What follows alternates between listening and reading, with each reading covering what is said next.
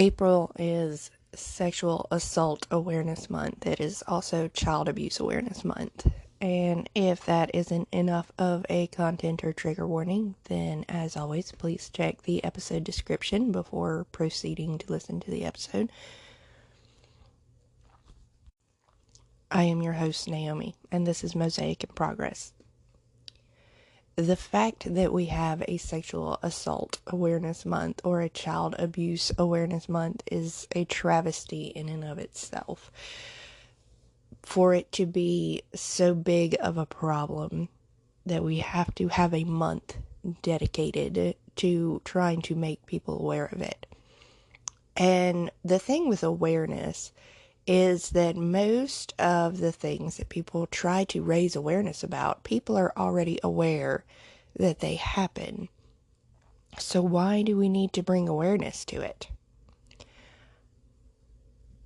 Almost everyone knows a woman who has been sexually assaulted. In fact, I think that if you think about the people who you know well, the women who have told you of their life and what happens to them, what has happened to them, I think you would be hard-pressed to find a woman in your circle who you know well who has not been sexually assaulted in some way. But think about the men you know. How many do you know who have sexually assaulted a woman? And that's the thing.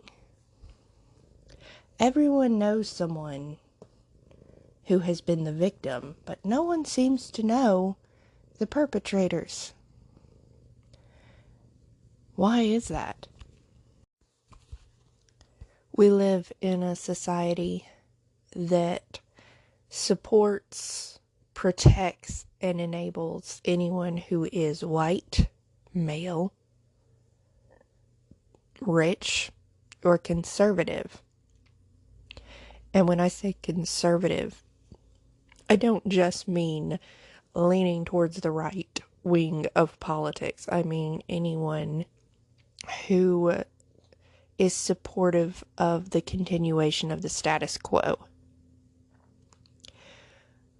Back when I was very involved in politics, and this was still when I was very much in the middle of Stockholm Syndrome and believing everything that I was raised with, I heard a conservative pundit describe being conservative as supporting the continuation of things as they had been, as preventing anything from progressing towards a new way of life and a new way of doing things.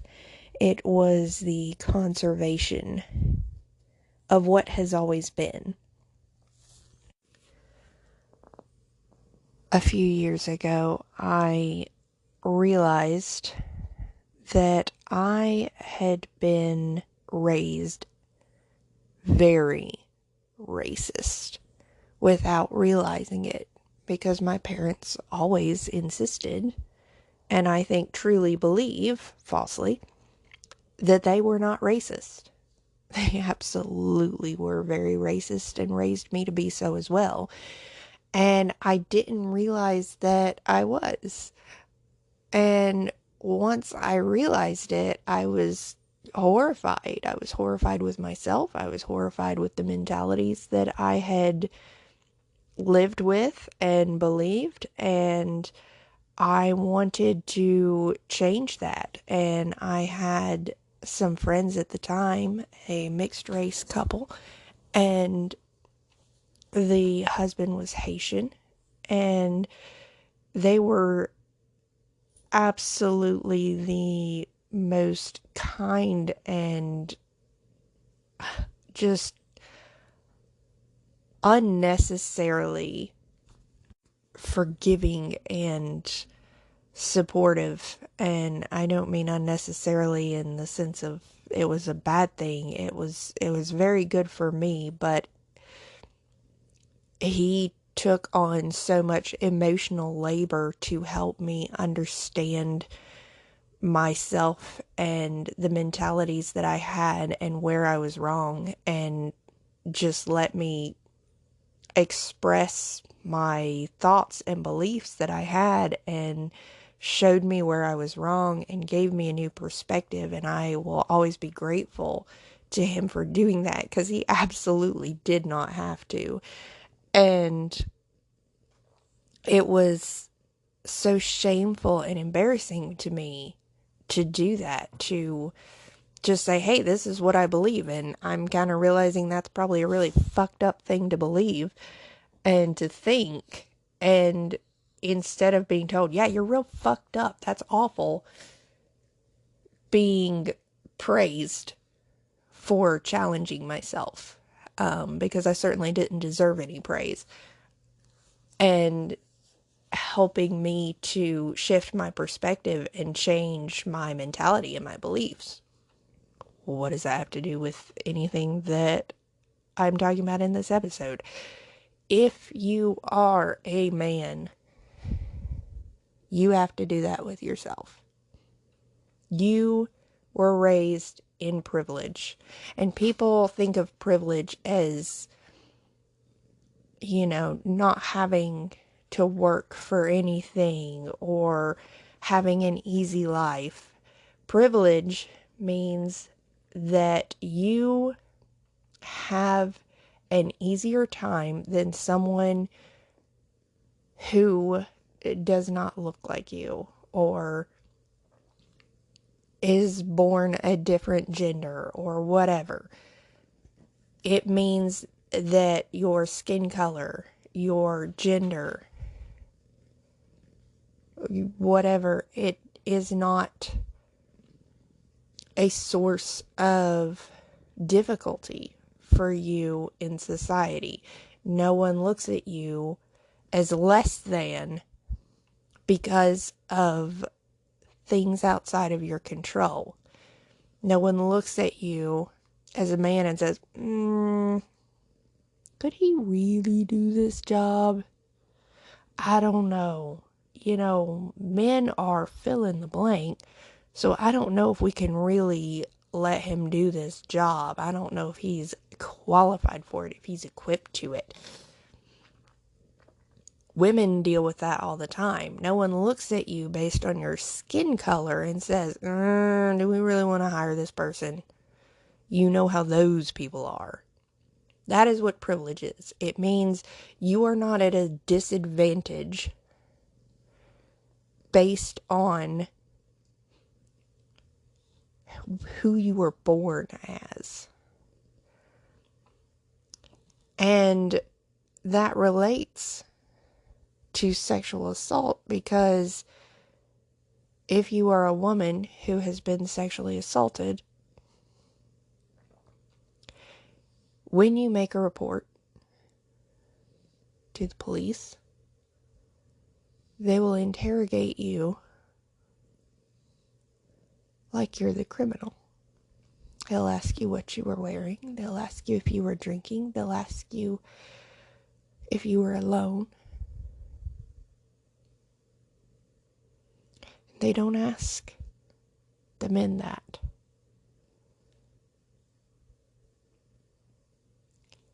The ones who are accused. They often don't ask them anything. They are never called into question, let alone forced to face a jury. And this is why so many women don't report. Because it becomes this issue of, well, did she really want it? Did she provoke it? Was it really deep down her fault? And it doesn't matter if she said no. Doesn't even matter if he admits that she said no. Well, her body language said this, or I thought she wanted it, or she didn't fight me.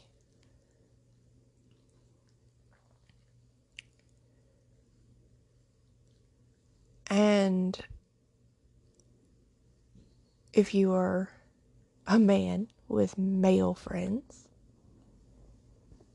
you have to ask yourself, what would I do if my friends did something like that? Because the reality is that if as many women have been sexually assaulted, that everyone knows someone who has, then it must also follow that there are as many perpetrators, there are as many abusers, sexual predators, as there are victims. But no one wants to think about that because no one wants to admit that they are friends with an abuser, that they are related to an abuser. And people make so many excuses for abusers, especially for men. It doesn't matter what kind of abuse it is. They will do so much mental gymnastics to excuse away abuse. And it happens with women too. It just falls more often that men are the abusers because they are the ones who are in positions of power more often. So what do you do when you realize that someone you love is an abuser? When you find out that they've sexually assaulted someone, when you find out that they are emotionally abusing someone in your family, or sexually abusing someone in your family, or physically abusing someone in your family, or find out that it happened years ago, how do you handle that? When I started becoming more vocal about my father's abuse, it was really hard for me because it meant either causing conflict with my family that was on his side, or watching them essentially not care, which unfortunately is really what happened for the majority of them. They just kind of said, oh yeah, that happened, and he's continued to be welcome to all of their gatherings, and I have had to make the choice to not be around them because I made the choice not to be around him. And it's a difficult place to be in as the victim, to see people picking sides. And no one ever thinks of it as picking sides. They think of it as being neutral. But there is no neutral ground in war and abuse when you're involved with both parties. If you choose not to take sides, you've taken the side of the abuser. And someone choosing not to be around their abuser is an absolutely valid thing to choose. It is a safe thing to choose. It is a healthy thing to choose. And the secondary trauma of abuse is the relationships that are lost because no one wants to call out the abuser. No one wants to say, hey, we know you did this. We have no reason to think that she's lying. Why would she? She has nothing to gain from it. And because we know that she's telling the truth, and you have shown yourself to be a psychopath in the past anyway, you're not welcome at our gatherings anymore. No one wants to make that choice because it's a hard choice. Because we live in a gaslit society. We don't just gaslight victims, we gaslight everyone so that everyone is on the side of the abusers. It's a default. We don't automatically go, how could he do that to her? We automatically go, are you sure he did that to you? Are you sure you didn't instigate it? Are you sure it wasn't your fault? Are you sure you didn't misunderstand it? Are you sure you didn't misremember it? It's our automatic. I've heard it over and over again, not just in my own life with the things that have personally happened to me. I've heard it over and over again to other women, to people who speak out about childhood abuse. It's the default response. It's not to question the abuser, it's to question the victim coming forward. So, how do we change our society? Because we do live very much in a rape culture. Our culture is set up to encourage and protect rapists. And the thing is, everyone wants to fight against that idea that it's false. And it's not. But it's such an abhorrent idea, people can't even begin to examine it logically. Because everyone thinks of rape as some woman being grabbed by the hair of her head and dragged into an alleyway and violently raped. And while that is a thing that happens, it's the minority. More often than not, it is family members. It is trusted friends. It is domestic partners. More often than not, it's someone she trusts. And most often, it's someone she trusts more than anyone else. And so to think of it in terms of overtly violent crimes against strangers is to be very ignorant of the reality of sexual abuse in this country.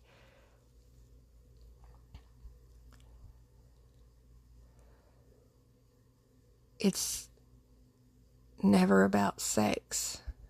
It's about violence. It is about power. It is exercising your will over someone else's. And when we approach victims, we treat it like it was about sex. Are you sure you didn't want it?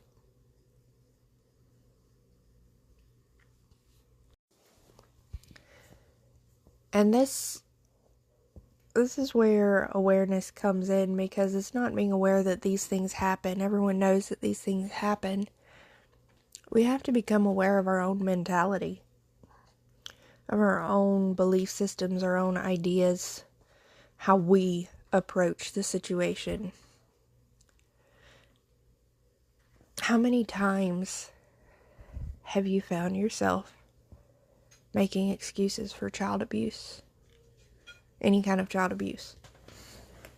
Emotional abuse, neglect, verbal abuse, physical abuse. In some parts of our culture, physical abuse of a child is expected and normal. And we laugh about it. We think it's funny. We don't take into account the fact that physical punishment alters the makeup of a child's brain in a negative way. It keeps them from being able to develop autonomy, keeps them from being able to make decisions, take risks. But we don't want to talk about that. We want to talk about children behaving and children needing to be called into account and kept in line. We look at emotional abuse. We say, well, at least they're not hitting them. You know, maybe she's talking to her like she's a piece of garbage. Maybe she says horrible things to her, but at least she's not hitting her. That's not really that bad.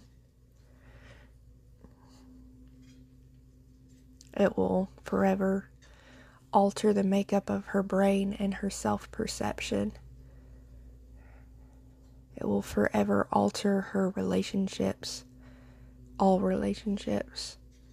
It will turn her into someone who is constantly seeking validation from others and will accept abuse because she thinks that that's what love looks like. But it's not that bad because at least she's not hitting her.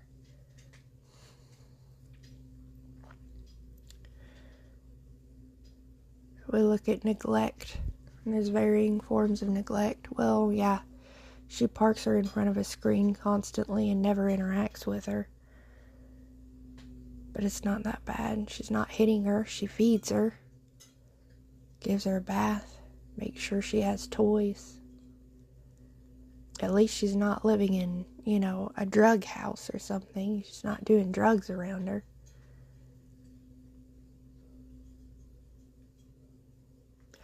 And it's a fine line between minding your own business and standing up for those who can't stand up for themselves.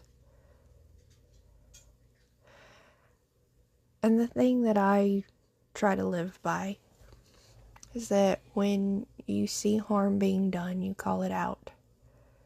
And when you see good that you can do, you do it. You cannot change the entire world, but you can change the world that you live in, and you can change how you show up in the world. You can change where you're at. And if where you're at is somewhere that abuse is tolerated or celebrated or excused, you can change that. You may not be able to change everything, but you can call it out. You can not allow it to go unchecked. You can make sure that the person who is doing the abusing knows that you know who they are and what they are, and you're not okay with it. You can make sure that their victim knows that you are on their side, that you are there as a sounding board, you are there for support. And if they choose to pursue any type of legal action, or if they don't, that you're there to support them in that too.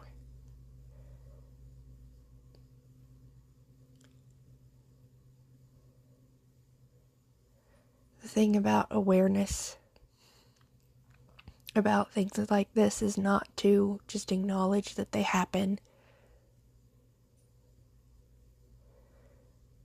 It's to acknowledge the part that you play in it.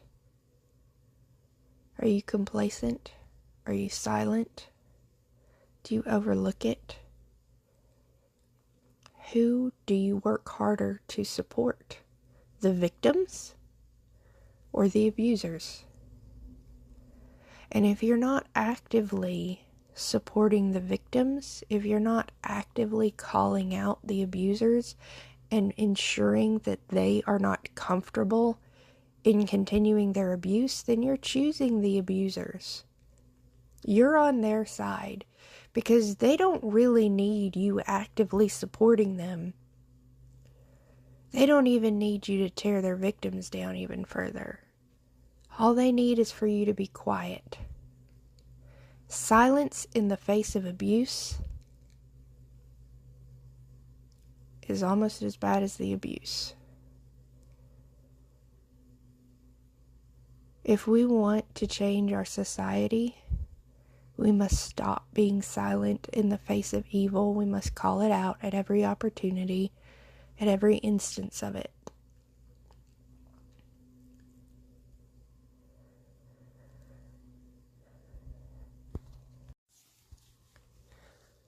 And certainly, if you love someone who has been abused or is being abused, make sure they know you're on their side. That you're not going to continue allowing their abuser to go unchecked. If you love someone who you know is abusive, call them out. Make them uncomfortable. No one should be comfortable in being abusive. And to overlook it is not loving behavior toward anyone. Certainly not even loving towards the abuser. To allow them to live like that unchecked.